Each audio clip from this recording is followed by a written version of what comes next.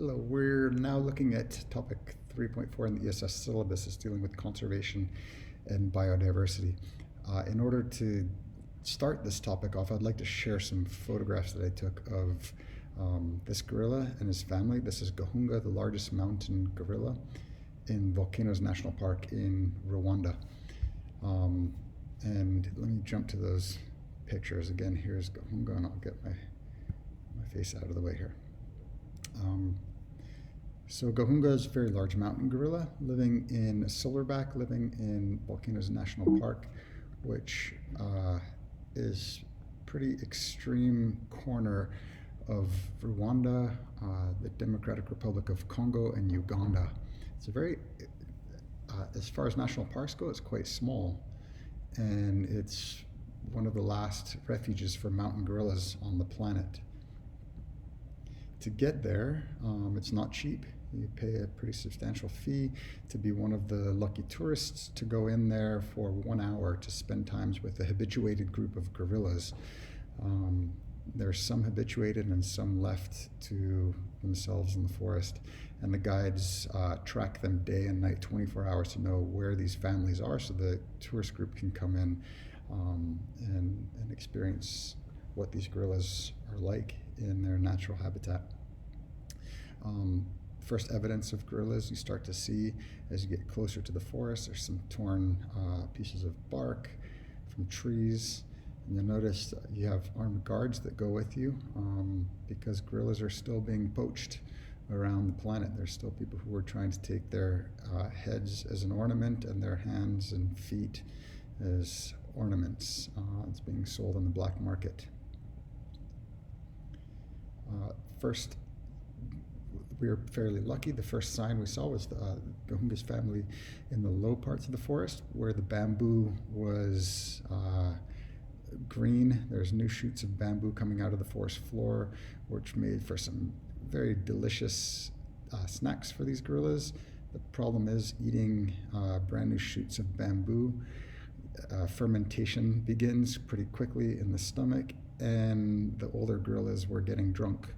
So here's one that's taking a lounge from the day, and another one that is probably not feeling so great, maybe very good, who knows. Here's the Gahunga from behind. They call this gorilla silverback, and here's why.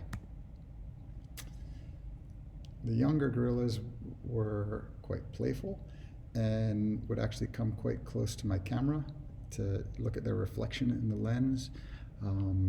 But I know that you don't want to have you don't want to have too much contact and no physical contact with wild animals because you really don't want to change their behavior, and it can be quite dangerous. This young one was about 2 years old and could have crushed my arm easily. So I stayed back, but the gorilla kept playing and playing for my lens, which I was, as a photographer, made my day, as you can imagine. And so I took quite a few photos there. Gahunga announced to the family that it was time to leave, and we thought that they were going to go higher up into the forest, but instead it was quite surprising that they started moving down the same trail that we were on. So we followed at a relatively safe distance with them through the forest because we had to also leave as well. Our hour was up. And Gahunga didn't let us leave for a little while, sat in the middle of the trail and said, "You're not going." And soon enough, the whole family started moving. And as soon as all Gahunga's family was safe away from us crazy humans, we all made our way out of the forest. And we found out that the reason that Gahunga and their family was going out of the forest was to pick some new nettles that were growing in the farms just on the edge of the forest. You're going to see some of the controversy that's going to exist here pretty soon once you get out of this forest. You'll notice that it goes straight from a thick forest in the background to the dirt on the left side, and here's another photograph of that.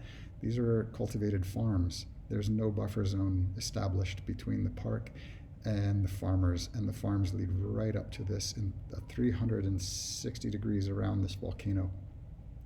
So these gorillas are limited in space and limited in movement. and there's a lot of conflict between farmers and gorillas, and there's a lot of discussion on how to manage this.